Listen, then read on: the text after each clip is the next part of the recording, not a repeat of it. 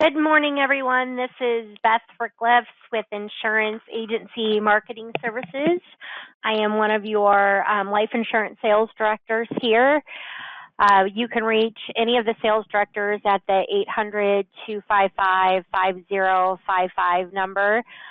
Today we are going to go over a fact finder, which I hope uncovers the need for life insurance, but I hope you use it as more of a tool than that. That's going to lead to opportunities to get referrals. That is going to help you with your network marketing. That's going to help with your drip marketing and opportunities that you have in your business if you complete and ask good questions when you are meeting with a new client. Before we get started, I will do a short commercial on Insurance Agency Marketing Services. Looking at the attendees here, I can see that we have some new people on there, and as well as some veteran IAMS agents with us, so this will be a good refresher for them. If you are a brand new agent to IAMS, we have a new producer builder program. Once your contract starts with us, you have 6 months to earn extra levels of prizes with IAMS.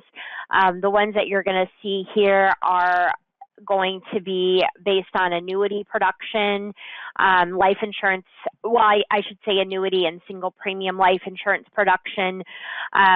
Life target premium is going to be 10% of that amount. So if we're looking at the $100,000 level, that's $100,000 of annuities, $100,000 of SBLI, which is single premium life, or $10,000 of target, or a combination of those factors. So you have different markers that you can meet. You can cash out at any time. This is the best way for you to get a running start with IAMS and make sure that you're utilizing all of the different service aspects that we have to build your business. I would strongly encourage you talking to either an annuity director or a life insurance sales director if you're doing your first brand new contract with us, and get a plan together about how you're going to meet some of these levels, because you definitely want to take advantage of that. We're going to talk a lot about referrals today, and IAMS is no different than your business in that referrals are our best piece of our business here at IAMS, are talking with agents that you know and respect, and giving us the honor of working with them too. As a thank you with their first time contracting with us, we're going to give you a $50 one-time bonus, and then thousands of dollars for everything that your referral writes business with us. So that is not a haircut off of the agent that you're referring to us. It's not a haircut off of your commissions. It is out of IAMS' pocket, just as an ongoing reminder and thank you for the business that we received because you trusted one of your friends or colleagues to be an agent with us. So you can see the different breakdown on premium and percentage of what that means to you. Marketing reimbursement. We offer hundreds of dollars of marketing reimbursement for our agents, which is a great way to partner with you, investing back into your business with how you would like to do that. That could be mailers, it could be designing a website, it could be seminars, anything you can think of. We're going to help out with the marketing reimbursement. So for every $100,000 of index annuity premium, that's going to equal $100 of marketing reimbursement. For single premium life, that's going to equal $2, and for life target, every $10,000 is going to equal $2 on that. And later in the presentation, I'll talk about some ways that you can utilize your marketing reimbursement. We want to make sure that you're working smarter, not harder. We want you in what you do best, which is meeting with clients and getting them to write business with you. So we want to take as much headache that we can off of your shoulders. I had an agent mentioned to me the other day working with a sub-agent that he had spent like an hour and a half with that sub-agent to help with some certain things, when if he had just called IAMS, it probably would have been a 20-minute conversation and on your way. And that's, time is money, and we want to help you out with that. So we have the business tools and resources to help you with that. You have case design, relying on your directors on the annuity and the life insurance side for case design. On our website, if you haven't been there before, you're going to want to go to IAMS, IAMSinc.com to take a look at that. You're going to be able to find forms. You're going to be able to get life and annuity quotes. There is a lot of resources in there under the the sales resource library.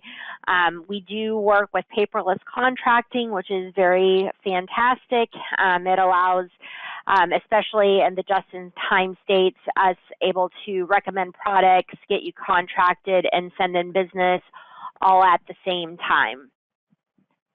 Like I mentioned, IAMSinc.com. If you're not registered for that, you want to do that right away. If you get to the dog food website, you're in the wrong spot. So make sure you go to IAMSinc.com. You're going to find lots of different sales tools. It's very user-friendly. I mentioned the sales resource library. The Factfinder that I'm going to go over is actually in the sales resource library. It's also in our Life Insurance Awareness Month kit, which we'll talk about a little bit too. You can quote term, you can quote guaranteed universal life, you can quote final expense. You can always find the forms online. You're always welcome to call IAMS though for forms. I kind of like that better because we can make sure that you get the right forms, that you don't miss a step. We're always happy to fulfill the order and get it emailed out to you. Industry links, life and annuity news. Let's see, what am I missing on there? You're able to submit business off of our website in a couple of different areas, which we'll talk about as well. Under the training, there's a lot of great videos for training, and it also goes directly to our YouTube website, which we record almost all the morning webinars that we do, we record. So you should be able to even find this one after the fact if you want to review it. As I mentioned on our website, there's a couple of different ways of doing e-applications. One thing that I feel, maybe the one thing only out of COVID, was that it did prompt the insurance carriers to get on board with e-applications. It also improved underwriting with quicker decisions using other forms of getting information to make the underwriting process a lot shorter. So e-app solutions like Luma is who we use for annuities. That's going to have quoting functionality, application submission, also keeping track of your business. Firelight is the one that we use previous to Luma.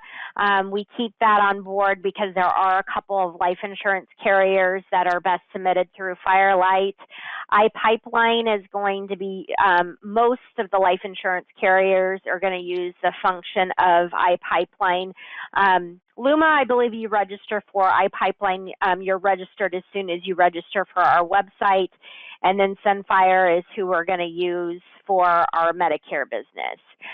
Going back to the marketing dollars, we do have a fantastic creative service team, a very nice group of individuals that can help you with anything that you can think of and way more. When it comes to logo design, flyers, digital marketing, designing a website, and again, things that you just never thought of, we can do with our creative service team. A wonderful thing that we have here at IAMS is a marketing analysis. Any of your sales directors on the life or annuity side can do this with you. It is kind of like a mini business plan, but in relation to your marketing efforts.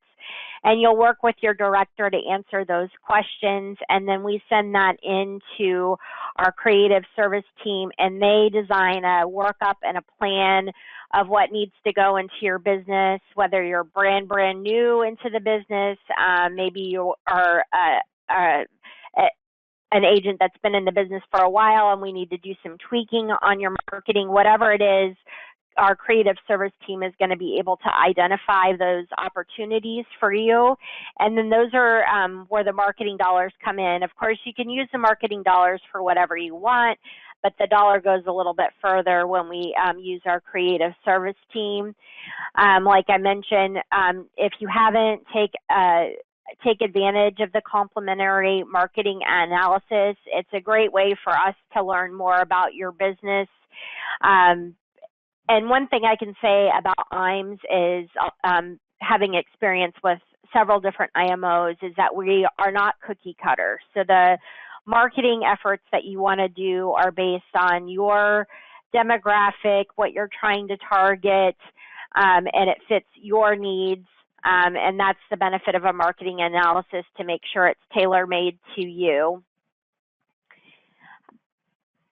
Adding in other services to your business is always a great idea. That is, makes your business more sticky, is what I call it. So if you're only writing life insurance, see how you can move into writing annuities. And if you're only writing annuities, how do you incorporate life insurance?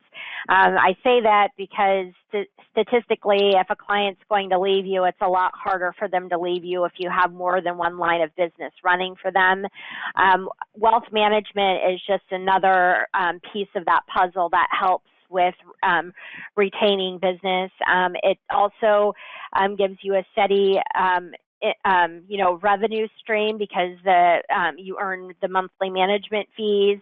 Like I said, it improves client retention and it strengthens relationships.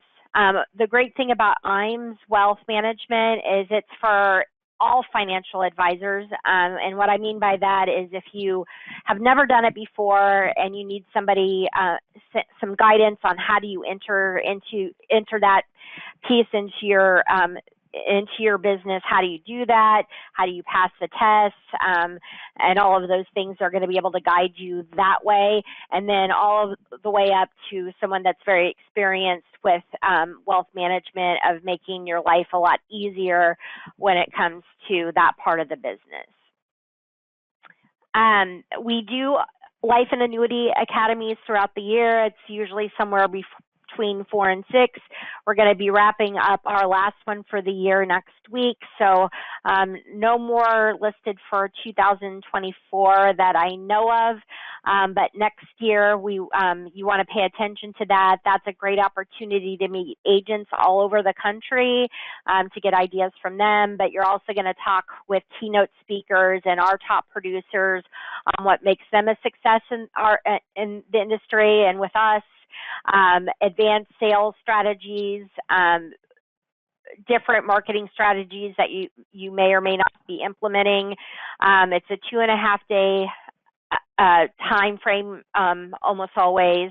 And again, a great way to meet agents all over the country, to get sales ideas, get a face with IAMS, and learn a heck of a lot in just a 2.5-day period. So make sure to reach out to your life directors and your annuity directors, that when these come up in 2025, that you want to be on the list for that. We do a trip, like a lot of people do trips, but ours is an 18-month qualification period. Ours started in January of this year and will wrap up in June of next year. So there's still plenty of time. Oh, can you guys still hear me? I'm sorry. Something weird came on the phone, but it's an 18-month qualifier. Still plenty of time for you to meet those. Going back to new agents, your new agent bonus, you know, that's a great way to jumpstart and get going. Those points go towards the trip. They go to your marketing dollars, all of those things. So make sure to be talking to your life and annuity directors to see what is the best way for us to get you on track for the trip, because we want as many people as possible to attend. You can always follow us on Facebook and LinkedIn. And with that, I'm going to get started on the Factfinder. I am going to start with the LIAM kit, the Life Insurance Awareness Month kit. If you don't have this yet, write it down. I want you to call today and make sure that you're talking to a life director, annuity director, whoever you talk to, and make sure that you get the LIAM kit. We'll send out the Google Drive for you, and this is what it looks like. I'm going to go to checklists and fact finders here in a second, but you're going to have all kinds of sales concepts that you can go through. There's social cards. Those are super easy to implement into your business. Strategies on life and retirement, just getting down to basics. There's going to be articles in there just defining what life insurance is and how to use that. Okay, so Joe, you can still hear me?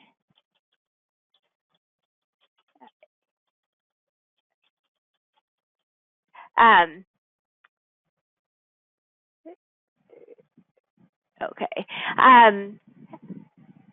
You know, it's going to go into extensive topics too, like premium finance. The Beyond Capital Transfer Guide is a great one to review. There's lots of life insurance sales opportunities. And pay attention to this pre-built campaign.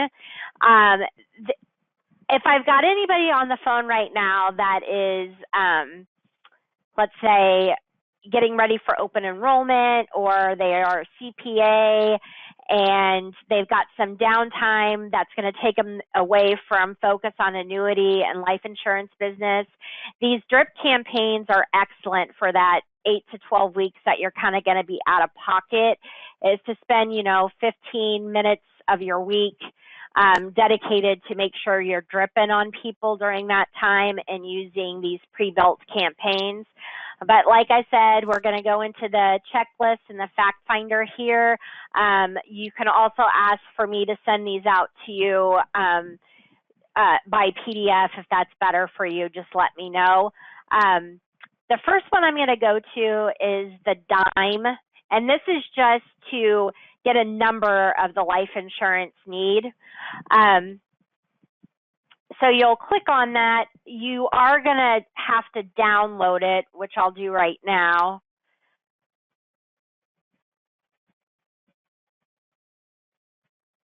And then I'm going to have to open it in my own PDF. This is just this adds up the numbers for you. It just gives you a good amount of life insurance, an idea of what we're working with. Now, I personally wouldn't solely go off of this. The detailed fact finder is really going to help you out more than this will, but this is a good way of just calculating a number so you can type up debts, and that's not including your mortgage, but like credit card.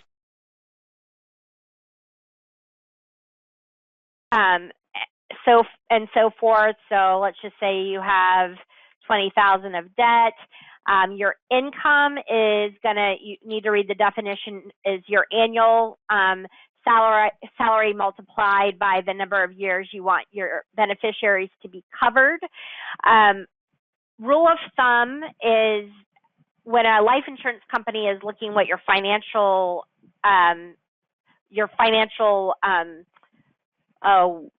worth to your family, let's say, they base it off of income, and they base it on the amount of years usually to retirement. So if you're 55 years old and wanting to know how much a life insurance carrier is going to cover you for, 55 plus 10 is 65 retirement age, so 10 times income is what they're usually going to look at.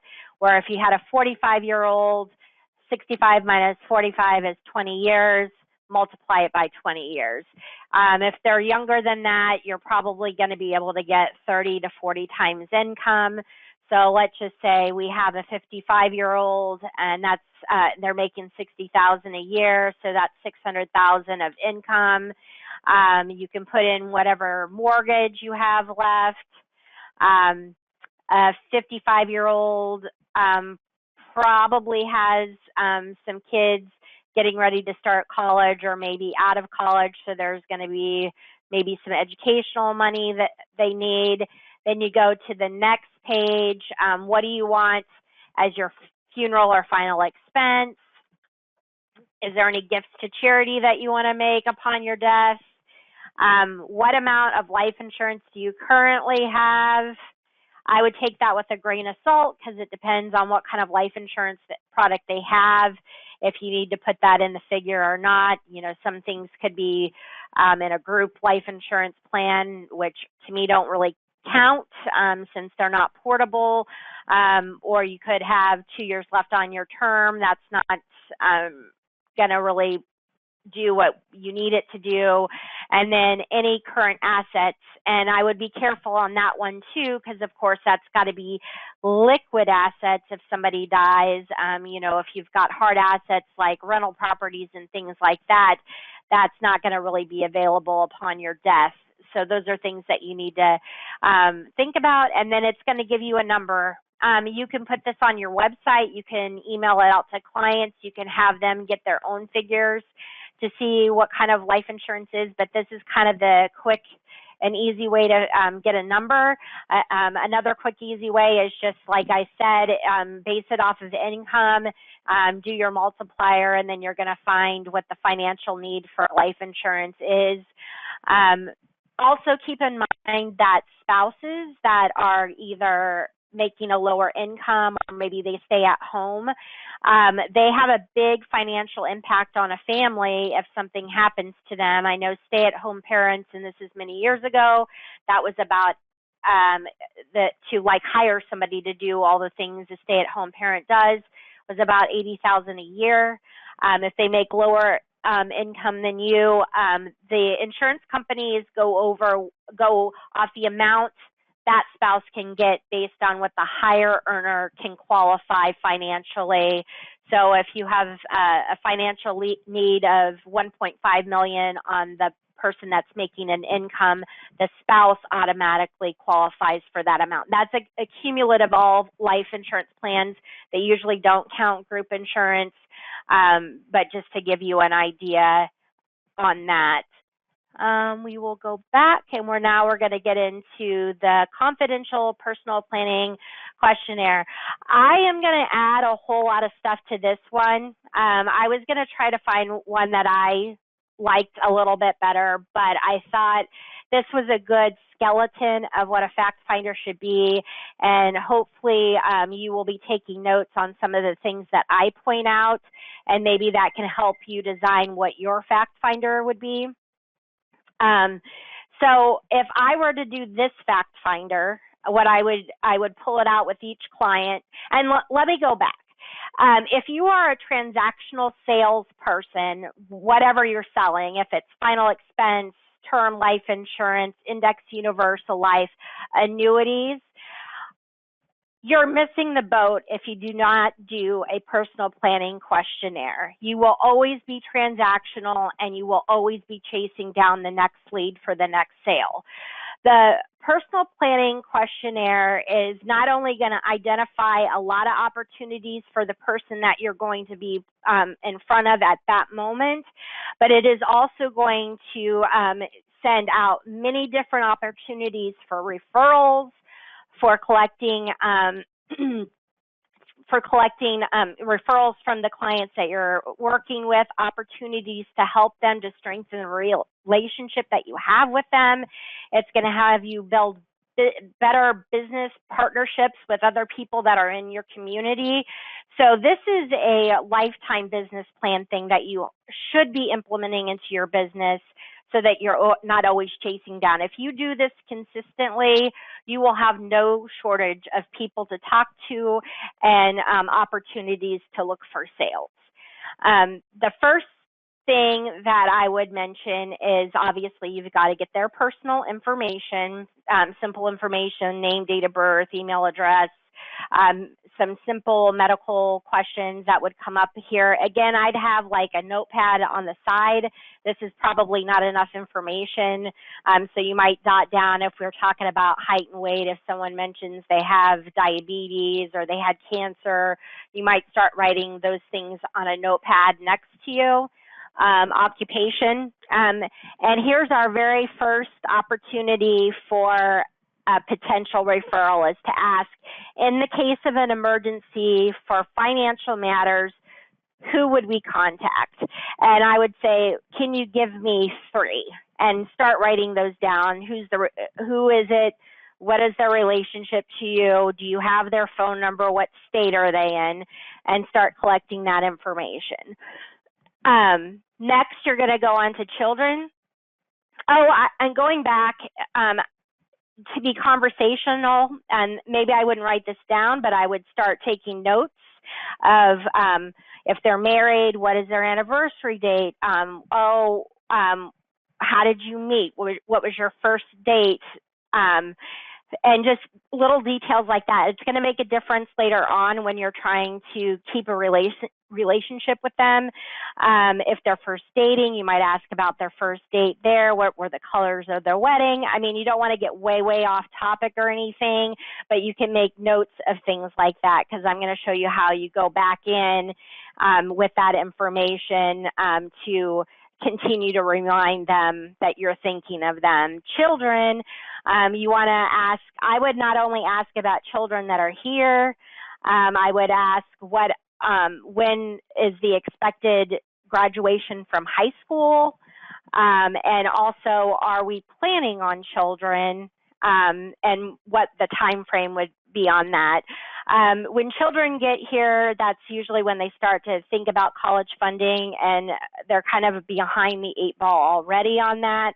So asking about kids ahead of time is another way to strengthen the need for the life insurance sale. But also milestones in the child life, if you're sending that back in the form of a birthday card, and the example of asking about anniversary, and it doesn't have to be as cheesy as that. You can come up with your own question, but if you know their wedding anniversary is in June, maybe you write maybe you call one of the spouses up and say, hey, did you forget your anniversary is coming up? You better make sure you've got something ready. Or you might send them a really nice note about it, whatever you want to do. But it could be other things that are significant in their life. With children, that's a good opportunity to send out birthday cards and send it to the adult, is showing care towards the kids. I know when I was a kid, my grandmother always sent me $2 bills in the mail. I think that would be a really great idea, but you can go forward with that. But getting dates of like, when do we expect graduation, that's going to help you with planning on the life insurance need down the line. Then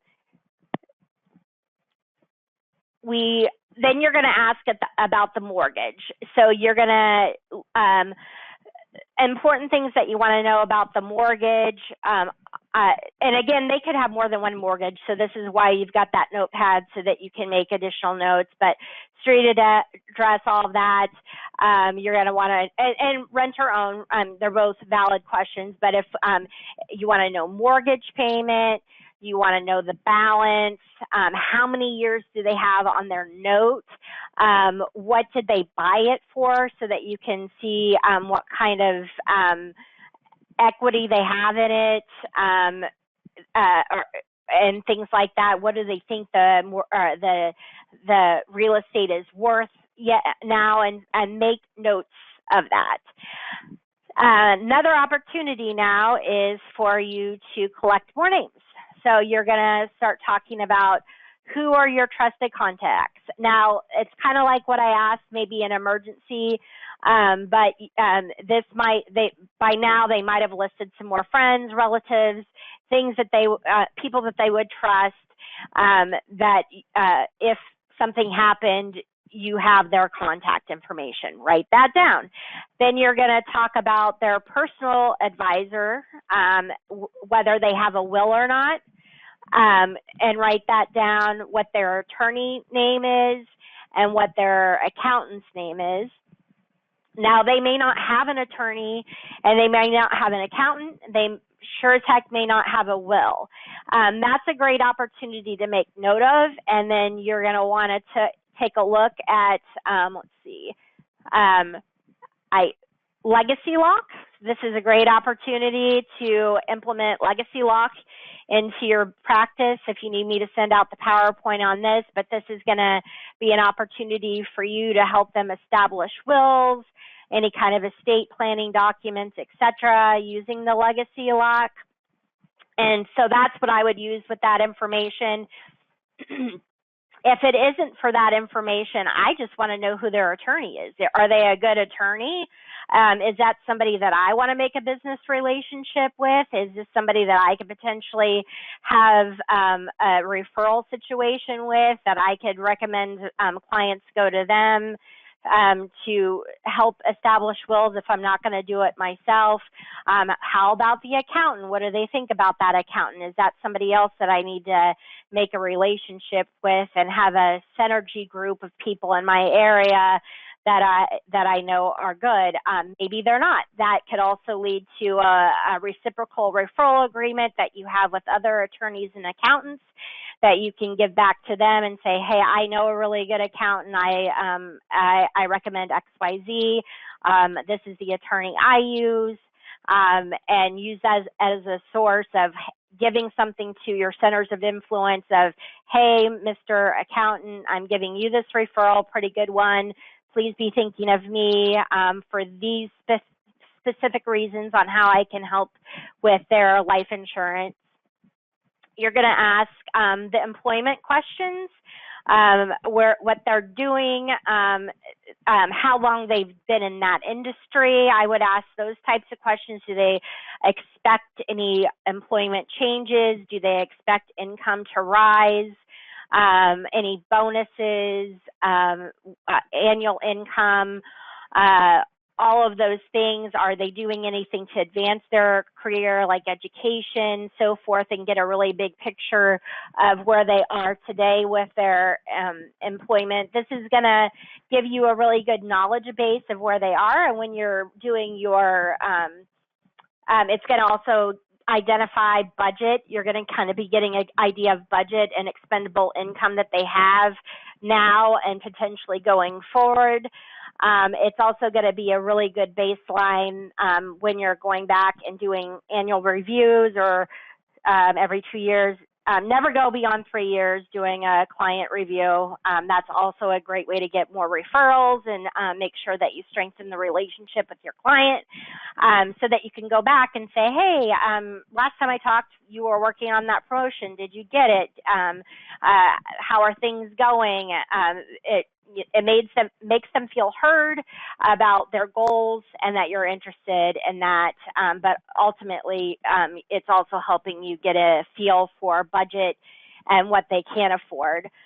Assets, I would ask more details than are listed in here. I would ask savings, approximately what is in savings? What do you actually usually have in your checking account? Who are those institutions with? Do you have are you with Bank of America and US Bank, Wells Fargo? Like, where is that money at? Same with the investments. I would ask that. Do they have IRAs? Is there other real estate? Business interests, any kind of personal property, other. I would get as detailed as you can in the investments. Things like CDs, I want to know where those CDs are and when are they renewing, and start writing down dates of when that is. That's going to lead to other sales opportunities. When it comes to current monthly systematic savings, things that you're trying to identify are maybe they've got 401k money, maybe they're doing over their match. That is an opportunity to redirect that money over the match, maybe put it into a more tax-friendly account at retirement, such as a Roth or an IUL. Things like, what are they doing with their savings? Ask those questions.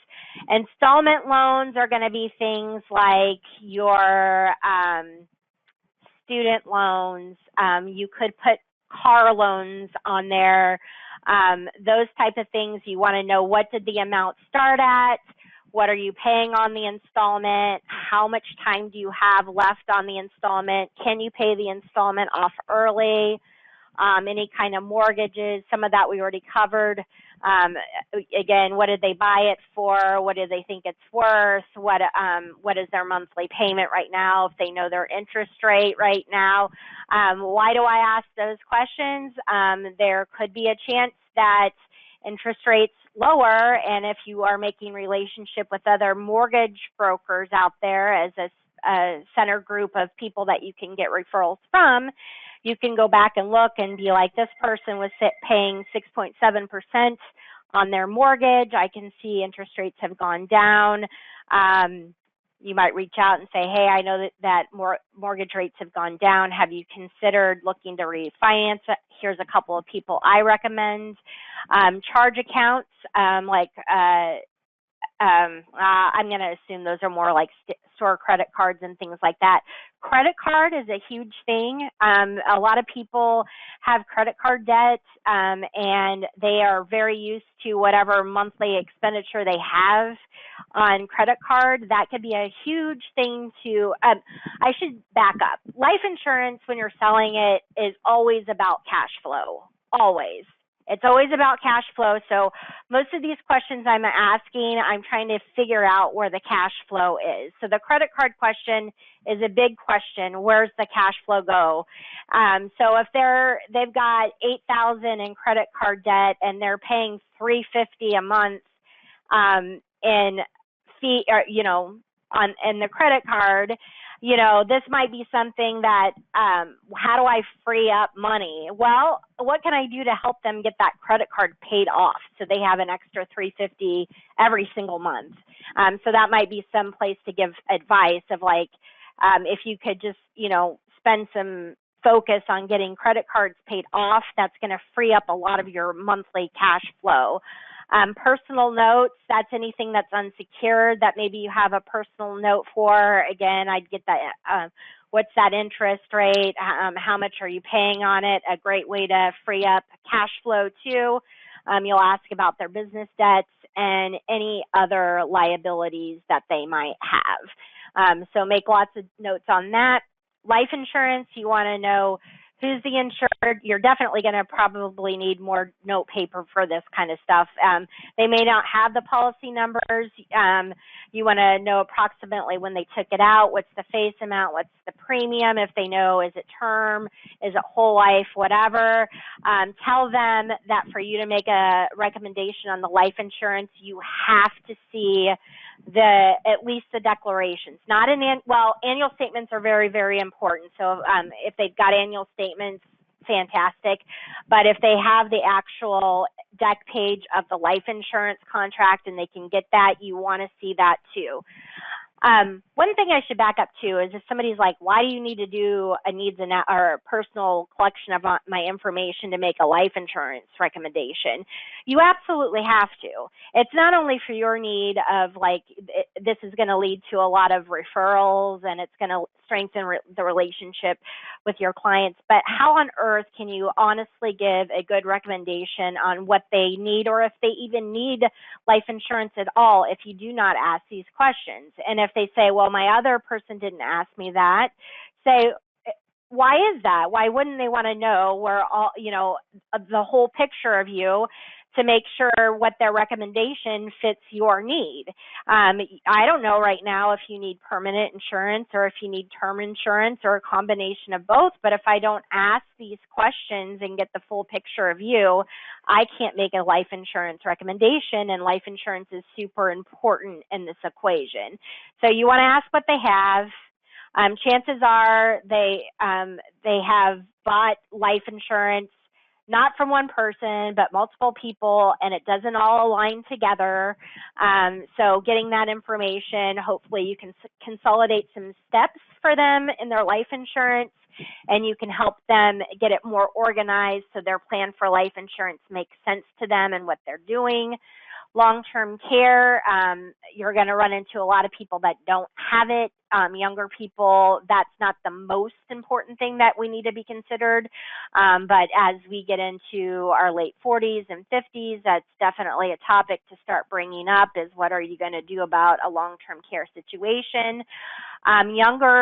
Any working person, disability, super big, important thing to ask.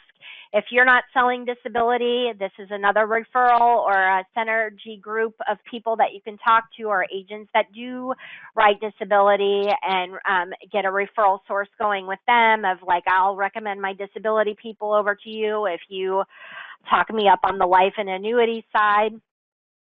Critical illness benefits. Now, those are some things that you could add into, you can ask about it, but that might be another strengthening point about the life insurance product that you picked. Health insurance, you could even, talk about deductibles or then health savings account, et cetera, et cetera. Again, that could be a way to free up cash flow and their budget to figure out where life insurance needs. You might ask, why in the heck do I ask about P&C expiration date? Well, this isn't even enough information. You need more than the expiration date. I would be very concerned about what their liability limits say. Do you know what your liability limits are? If they tell you it's a state minimum, here in Kansas, it's 25, 50, 10. That's extremely low. That is ridiculous. Most people will bump up to 100, 300, 100, or 300 combined CSL. That is also way too low. If their home liability is not at least equal to what their house is worth, so if it's a $500,000 house, they should have at least $500,000 in liability. And then if nobody has talked to them about an umbrella coverage, then they're potentially not talking with the right P&C agent. You can get sued for any of these things, and all the things that you're asking about, all these things that we just get covered can be completely ruined by a car wreck, liability coverage that's covered under a homeowner's umbrella for the things that we don't think about.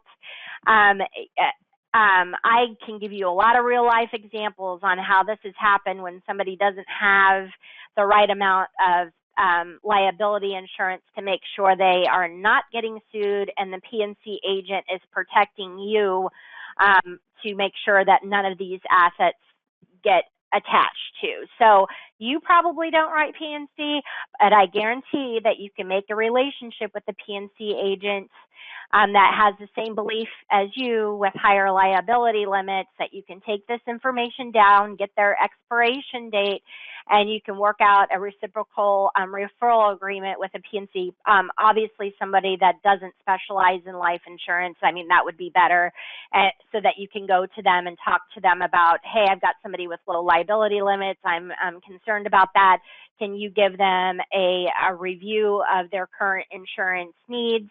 And if I do that for you with the clients that I'm taking, will you refer your life insurance business to me? Now, don't just ask them to refer life insurance business to you. Be very specific about what you're looking for so they know how to identify that. Whether it is, hey, they just purchased a new home. Obviously, that's a change in scenery for the client.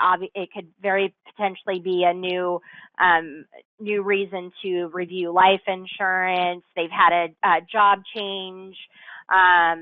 Be very specific about what you're looking at. If you're specific on what you're asking your referrals, your synergy groups of different people that you are working with, of what you're looking for, they will find it for you.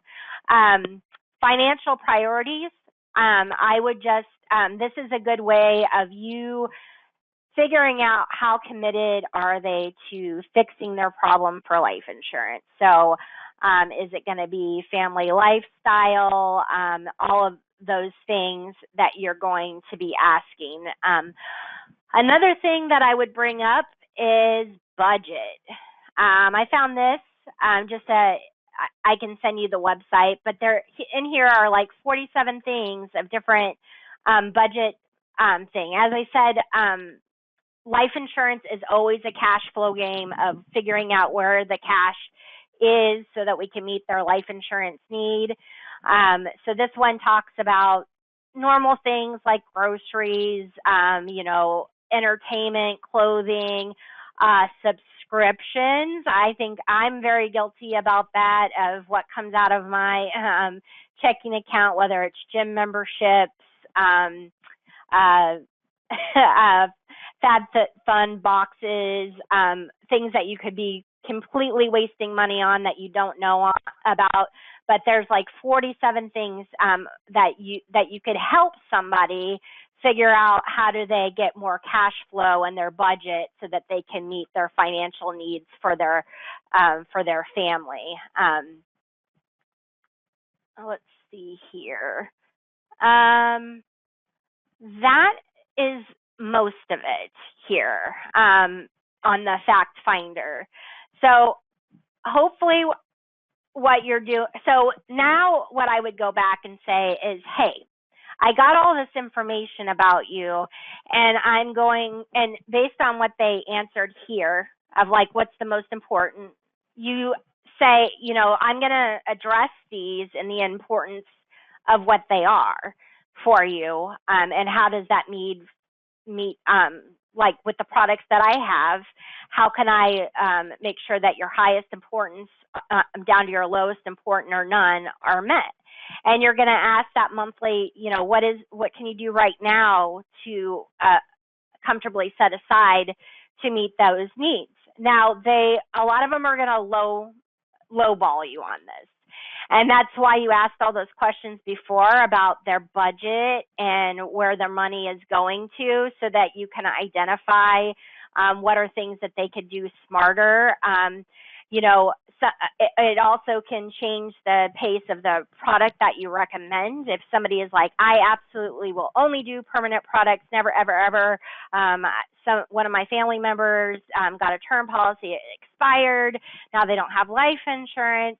Then you can say things like, well, I get that. Ultimately, people want to eventually get permanent coverage. But you identified that if you died tomorrow, your family needs $1 million. Am I correct? They need $1 million? Yes, I am correct. So if you die tomorrow, does it matter if you spent $500 a month on whole life, or does it matter that you spent $75 a month buying a term policy that's going to cover your family? It only makes sense to make sure you have the right amount of life insurance amount in force to do that.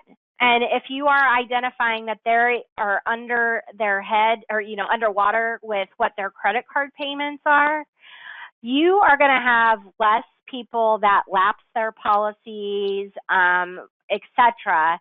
If you can understand there's a problem here, we got to take care of that cash flow problem, but I'm still going to write you life insurance. We're still going to make sure that if you die tomorrow, you've got the right amount of life insurance. But you said, you could afford $500. So let's just reallocate the cash flow here and say, and I'm just throwing out numbers, I have no idea what it would end up cost. $500 was your budget. I'm going to meet the life insurance need today for about $100. That extra $400 that you have, get rid of that credit card debt. That is going to be your biggest saver. And and make sure that you are writing them term that is convertible, because when they've got about 2 years to take care of that, you're going to go back to them. When you do your annual review, you're always doing annual reviews because beneficiaries change, divorces happen, all kinds of stuff. You want to make sure all of that stuff is always in check, that their life insurance need hasn't changed, all of those things. Make sure you do at least a check back every 2 years to review somebody's policy. To do that, and then you're going to talk to them about conversion. I have a saying, and that is, you can pay me now or you can pay me later. If you've got the money to pay me now, you're going to end up paying me less over time. If we've got to wait, yeah, I don't like to sell term insurance, but if we wait a couple years, you're going to end up paying more for it, but you're going to be able to afford it. I'm going to make a better commission. If you are looking out for the client, you will always get paid for doing the right thing. So if somebody argues with you that you don't need permanent, they don't need any permanent in their life, you can say, well, it's cheaper today to do it now, or we can revisit it in 15 years and you can pay a lot more. So do you want to pay me the commission now or do you want to pay it to me later? You may not say that to them, but it's just a good thing to keep in mind.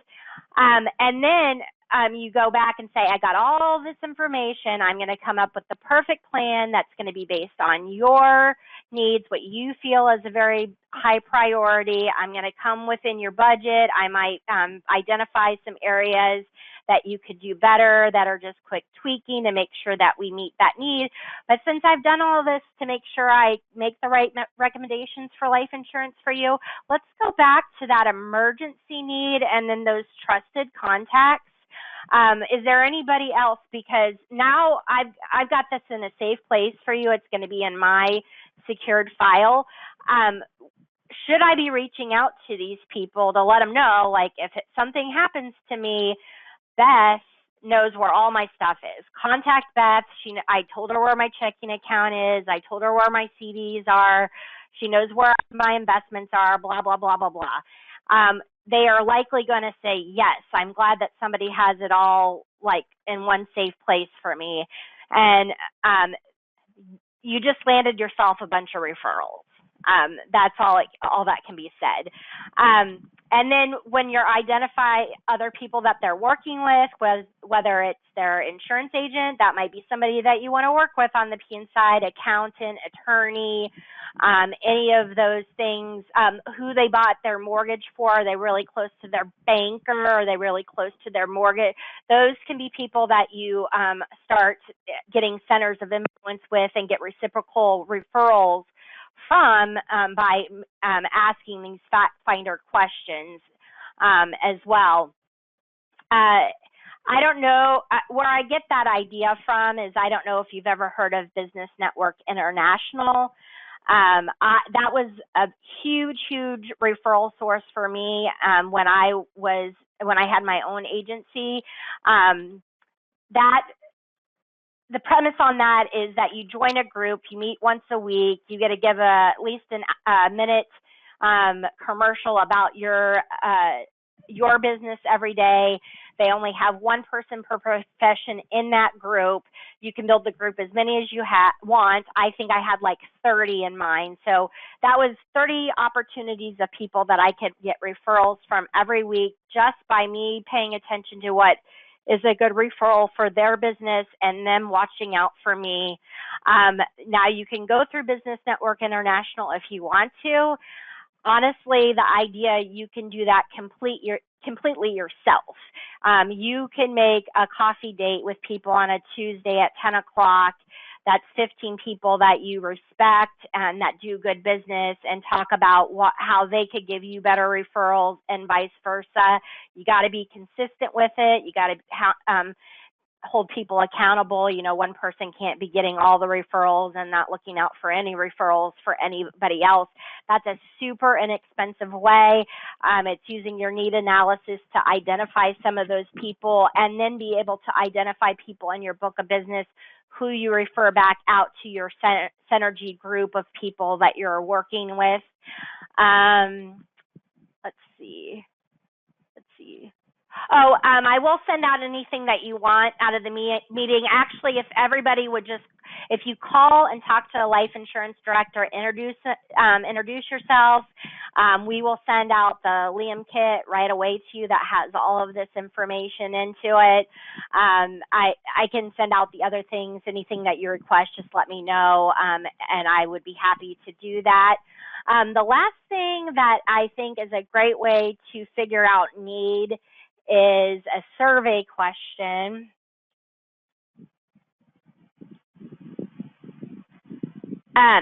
So on the Factfinder 2, my recommendations is this is going to feel uncomfortable when you first start doing it, but just stick to your guns on it, that it is a part of your practice. You do it every single time.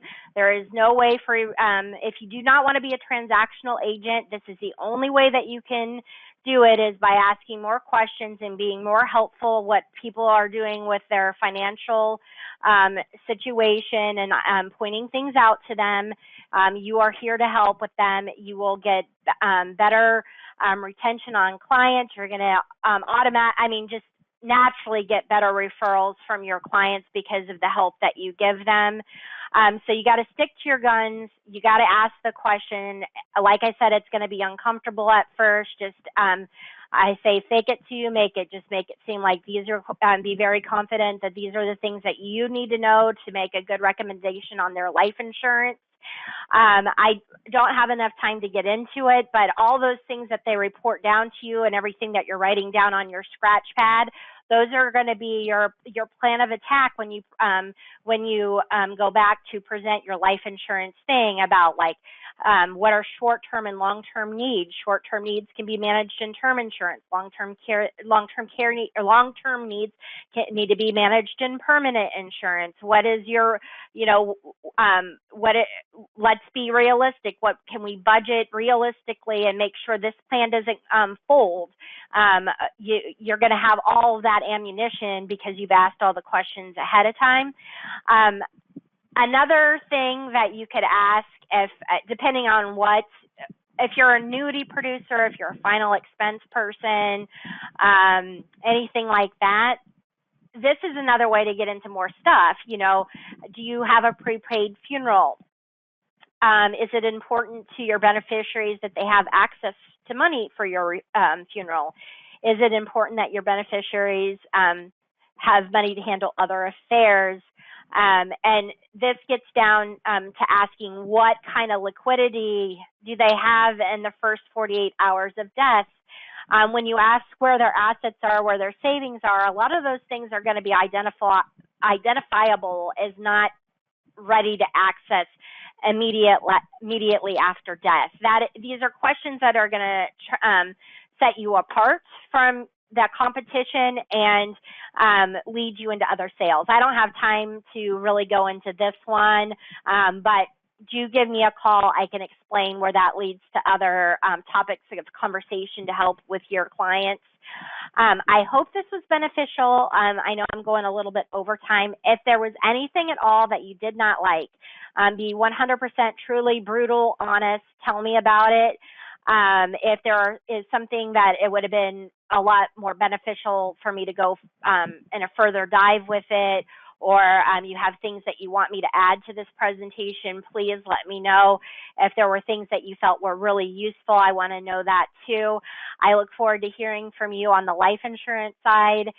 We've got a wonderful group of people here, from life case designers, directors, our case management rocks.